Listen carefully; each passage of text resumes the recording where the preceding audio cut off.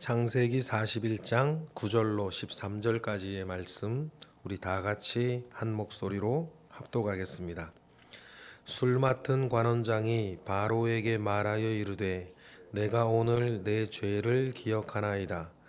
바로께서 종들에게 노하사 나와 떡 굽는 관원장을 진위대장의 집에 가두셨을 때에 나와 그가 하룻밤에 꿈을 꾼즉 각기 뜻이 있는 꿈이라. 그곳에 친위대장의 종된 히브리 청년이 우리와 함께 있기로 우리가 그에게 말하매 그가 우리의 꿈을 풀되 그 꿈대로 각 사람에게 해석을 하더니 그 해석한 대로 되어 나는 복직되고 그는 매달렸나이다. 아멘.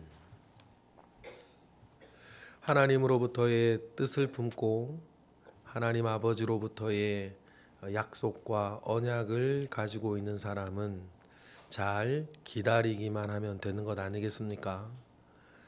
모든 것을 지으시되 모든 것을 때를 따라 아름답게 하시는 우리 하나님만을 신뢰하면서 하나님께서 어떻게 이끄시고 어떻게 만들어 가시고 어떻게 이루어 가시는지를 여러분 우리는 기다리면 되겠습니다.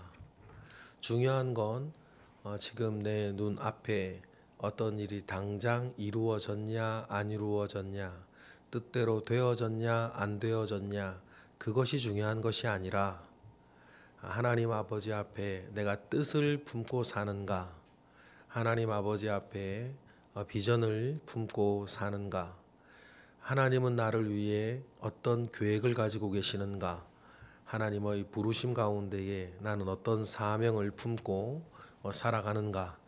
여러분, 그 본질적인 것이 중요한 것이지 결국 한 인생을 사는 동안 하나님께서 원하시고 작정하시고 이루실 일은 가장 좋을 때에 가장 좋은 것으로 이루어 주시는 분이심을 여러분 우리는 믿고 살아가야 할 것입니다. 요셉의 인생을 통하여서 요셉의 일생을 통하여서 우리가 볼 수 있는 가장 중요한 것이 그것 아니겠습니까? 여러분, 요셉이 총리가 되기 위해서 아등바등거리며 애쓰고 노력한 적이 없고, 요셉이 자유인이 되기 위해서 노력하고 애쓴 적이 없습니다. 그렇다고 해서 요셉에게 아무 생각이 없었냐? 억울한 마음이 없었냐? 그것은 전혀 아니었습니다. 술 맡은 관원장이 이 꿈을 꾸고 그것을 해몽해주고 술 맡은 관원장이 3일 뒤에는 풀려나겠구나 라는 것을 알게 되었을 때에 곧바로 얘기한 것이 나는 지은 죄가 없고 여기에 있을 필요가 없는 사람이라고 바로 이야기를 했던 것을 우리가 미루어 짐작을 해보면 요셉은 늘 마음에 내가 이 감옥에 있을 사람이 아니라고 더 나아가 보디발 장군의 집에 노예로 살 사람이 아니라고 나는 그럴 만한 죄를 지은 적이 없다고 하는 사실을 요셉은 늘 알고 있었습니다. 그러면 여러분 요셉은 밤마다 침상에서 잠을 청할 때에 우리와 같이 여러 가지 생각들이 드러날 생각이 들 거고 여러 가지 마음들이 들 거고 억울한 마음도 들 거고 답답한 마음도 들 거고 술 맡은 관원장이 자기를 잊어버렸을 때에는 또 희망이 꺾이면서 또 힘든 그 밤을 요셉이라고 왜 안 보냈겠습니까? 그러나 하나님께서는 다 계획이 있으시다. 하나님께서는 이 일들을 통해서도 만들어가는 일이 있으시다.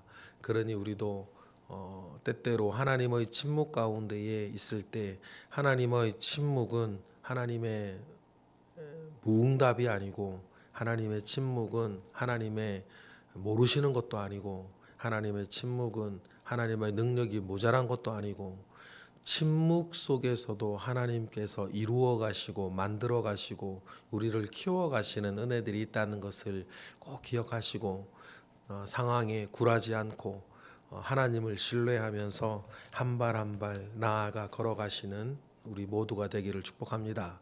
이 말이 우리에게 사실이 되려면 우리에게 하나님을 향한 그 믿음이 있어야겠고 하나님을 향한 뜻과 비전을 품고 살아가는 것이 중요하겠습니까? 하겠습니다. 요셉은 자기의 삶을 이렇게 성실히 살아갑니다. 그러나 그 시간 가운데에서 정말 중요한 일들은 하나님께서 해주시지 않습니까?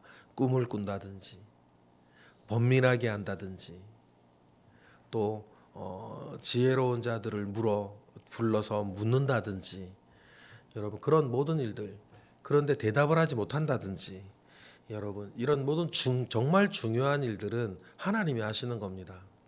술 맡은 관원장과 떡 맡은 관원장의 꿈뿐만 아니라 바로의 꿈도 마찬가지 아닙니까? 두 번 연속이나 식량과 관계된 꿈을 바로가 두 번이나 꿉니다.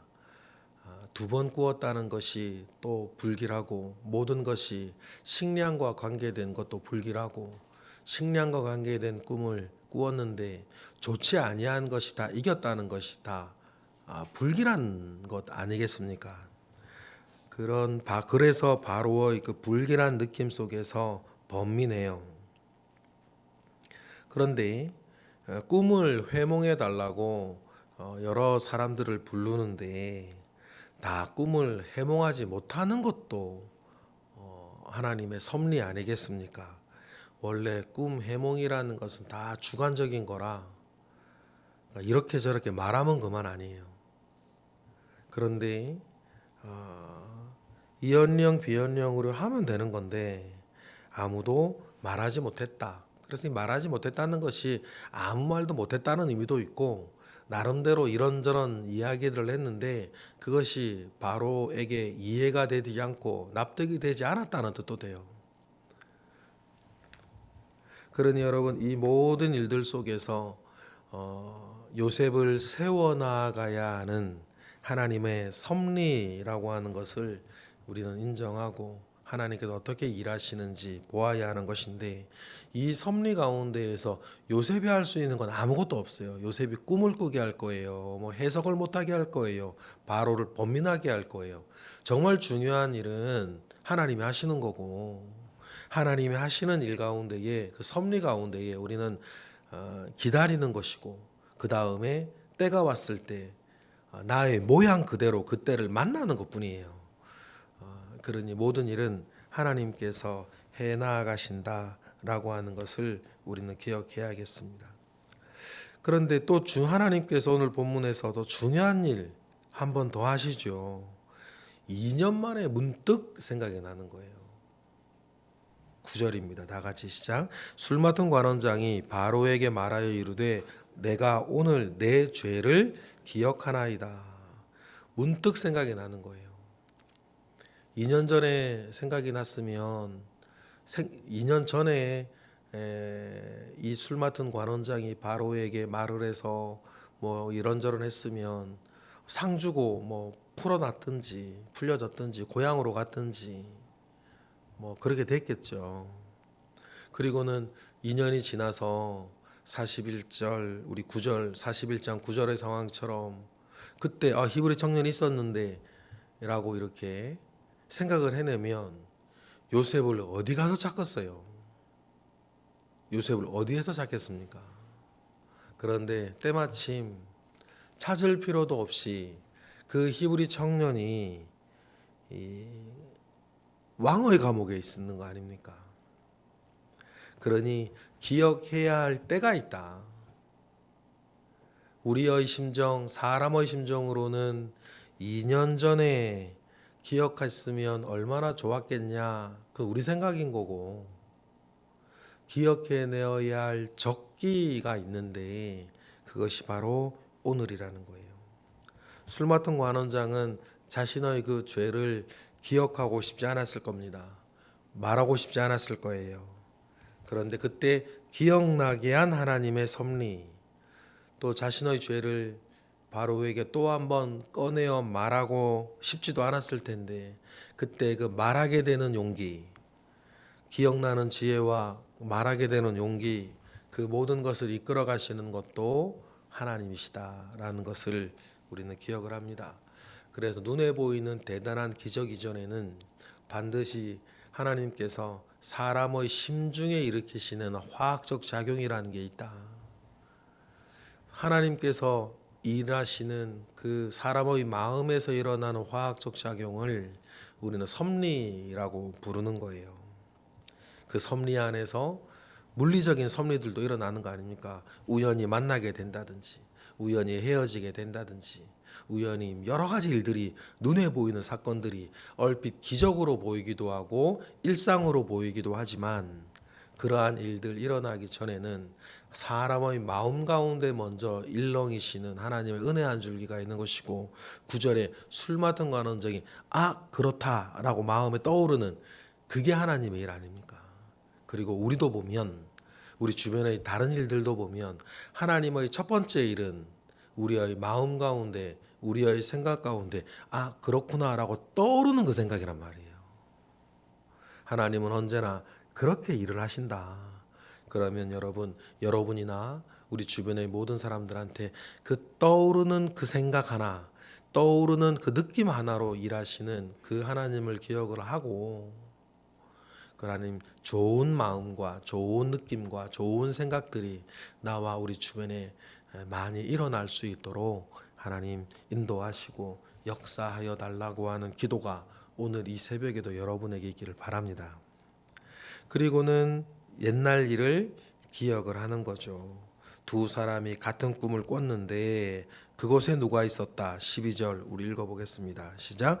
그곳에 친위 대장의 종된 히브리 청년이 우리와 함께 있기로 우리가 그에게 말하되 그가 우리의 꿈을 풀되 그 꿈대로 각 사람에게 해석하더니라고 합니다. 꿈을 꿈대로 지혜롭게 해석하던 사람이 있었다는 것이에요. 그런데 뭔가 좀 비슷하죠. 세 가지가 나오는데 바로의 꿈에서는 7마리가 나오고 7이삭이 나오고. 근데 가만히 보면 우리가 헤아릴 수 있는 것들이에요. 술 맡은 관원장과 떡 맡은 관원장의 꿈도 3일 뒤 바로의 그 생일이고, 생일날 하던 일이 있고, 세광주리가 나오면서 무언가 암시하는 것이 있는 것처럼 바로의 꿈도 자꾸 7이 나오고, 그것이 식량과 관계된 소나 이삭이 자꾸 나오고, 근데 파리하고 마른 것들이 자꾸만 앞에 살진 것들을 잡아먹고, 이런 뭔가 이렇게 예상이 되어지는 꿈이란 말이에요. 그런데 그 예상이 되어지는 그 일을 함부로 말하기가 어려운 막중한 무언가 그런 일들로 말하기가 부담스러운 이야기인지도 모르겠어요. 근데 요셉의 특징이 있어요. 요셉은 좀 성숙해져야 할 필요도 있었지만 어릴 때부터 요셉의 특징이 뭐냐면 그냥 있는 대로 말하는 게 있는 거죠. 있는 대로 말하는 요셉의 특징이 있어요. 뭐 해와 달과 별, 형들의 별들이 자기 배한테 별한다 이런 것들은 사실은 여러분들 같으면 우리들 같으면 보통 그런 게 꿔도 그냥 사람들 앞에 그 당사자들한테 대놓고 말하지는 잘 않죠. 전혀 상관없는 사람들한테 얘기를 한다든지 볕단이 절을 하는 그런 것들도 사실 우리는 대놓고 사람들한테 잘 얘기하진 않아요. 약간 다른 사람들한테 얘기한다든지 가슴에 품고 있다든지. 그리고 떡 맡은 관원장에게, 술 맡은 관원장에게 살아난다는 이야기는 우리가 쉽게 할 수 있는데 당신 죽는다는 이야기는 말하기 좀 어려워요. 보통 그런 거 잘 얘기 안 하는데 요셉은 특징이 있는데 있는 그대로 탁탁 말하는 특징들이 있어요. 근데 하나님께서 사용하시던 그 사람들의 특징이 좀 그런 게 있어요. 다니엘도 보면 당신 오늘 나라 망한다는 얘기를 탁탁 한다든지, 사무엘도 엘리에게 하나님께서 당신 죽는다고 한다든지, 하나님께서 쓰시는 그 사무엘이나 다니엘이나 요셉도 보면 그냥 탁탁 이야기하는 게 또 특징 중에 하나인데, 바로의 꿈을 보고 무언가 예상을 할 수 있단 말이에요. 뭔가 좀 안 좋은 내용들이 예상이 되어지는데 감히 바로 앞에서 그 이야기를 하기 좀 어려운데, 요셉은 자기의 또 성정상 탁탁 이야기하는 성격이라는 거죠. 그리고는 이제 그것이 또 하나님의 섭리 가운데에서 하나님 무언가 하고자 하는 일을 나타내는 것이니 그 꿈대로 13절처럼 되었었다. 그런 탁탁 말을 하는 사람이라는 거죠. 13절 읽어볼까요? 그 해석한 대로 되어 나는 복직되고 그는 매달렸나이다. 이렇게 관원장이 이야기를 하는 것입니다. 여러분 이것으로써 요셉의 별의 순간이 오는 것 아닙니까? 여기서 우리는 하나님의 섭리라는 것을 기억을 하셔야 돼요. 그죠? 하나님의 섭리와 짝이 되어지는 단어가 하나 있어요. 그것을 하나님의 경륜이라고 합니다. 하나님의 경륜이 있고 하나님의 섭리예요. 정확하게 이야기를 하면 하나님의 섭리는 뭐냐면 하나님의 경륜과 나를 만나게 하는 하나님의 작용을 하나님의 섭리라 그러는 거예요. 하나님의 경륜이 뭡니까? 하나님이 원래 가지고 있는 큰 계획을 경륜이라 그래요. 하나님이 운행해 나아가시는 하나님의 큰 계획을 하나님의 경륜이라 그러고 하나님의 그 경륜에 요셉이 만나게 하는 하나님의 작용일 하나님의 섭리라 그러는 거예요. 그럼 이런 것들이 하나님에게만 있냐? 저와 여러분에게도 있다. 하나님의 경륜이 있고 하나님이 운행해 나아가시는 큰 하나님의 경륜에 저와 여러분이 그 하나님의 경륜을 만나게 하시는 하나님의 그 작용을 하나님의 섭리라고 할 때 여러분 오늘도 보면 하나님의 경륜과 하나님의 섭리가 이루어지는 이 일 속에서도 요셉이 할 수 있는 건 아무것도 없어요. 감옥에 있는 요셉이 지금 바로의 궁정에서 일어나고 있는 이 일에 대해서 어떻게 영향력을 끼치겠어요? 이런 일이 일어나고 있다는 사실을 이 시점에서 요셉은 알지도 못해요. 요셉이 한번 영향력을 끼치려고 했죠. 당신이 복직되면 바로에게 내 얘기 좀 해달라고 영향력을 끼치려고 했는데 그게 되질 않았어요. 사실 우리의 모든 것들 대부분의 것들 보면 뭔가 어떻게 영향력을 끼치고 싶어서 이야기를 해도 잘 되어지지 않을 때가 100이면 99, 98이에요. 그러니 여러분 그것보다 우리가 우리의 삶을 내 모습대로 내일을 성실하게 이렇게 살아갔을 때에 나는 영향력을 끼칠 수 없고 심지어는 나는 알지도 못하지만 요셉 그렇죠? 그런데도 그때 일하시는 하나님의 섭리를 우리 기도하는 거예요.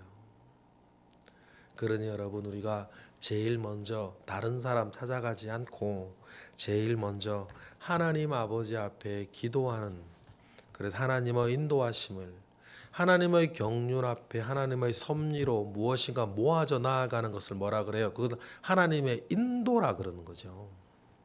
그러니 여러분 우리가 개념을 하나님의 경륜이 있고 하나님의 섭리가 있고 하나님의 인도하심이 있구나. 요 일들 속에 요셉의 삶이 이루어져 가는 것처럼 내 삶도 그렇게 이루어져 갈 것이다.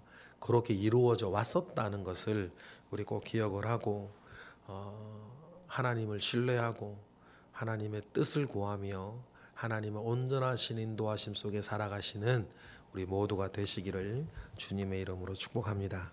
기도하겠습니다. 하나님 감사합니다. 크신 은혜 가운데에 오늘 우리가 살고 있습니다. 크신 능력 가운데에 우리와 함께 하시옵소서. 하나님 아버지의 선하신 은혜와 능력이 늘 우리 가운데 있기를 원하여서 하나님의 섭리 속에 내 인생을 향한 하나님의 경륜도 하나님의 큰 경륜 가운데에 내 인생이 또 다른 섭리로 작용하여 살아갈 수 있도록 주님 은혜를 더하여 주시옵소서. 그리하여 우리가 살아가는 모든 것으로 인하여서 하나님의 온전하시고 하나님의 선하시고 하나님의 완벽하신 뜻이 이루어지게 하시옵소서. 그 모든 것으로 주님 영광 받으시옵소서. 하나님 이 시간 드려지는 1000번째 예물 가운데 주님 함께 하시고 오늘도 새벽을 깨워 기도하며 하나님의 인도하심을 구하고 하나님의 섭리를 구하는 이들에게 주님 큰 은혜로 채우시옵소서. 예수 그리스도의 이름으로 기도드렸나이다. 아멘.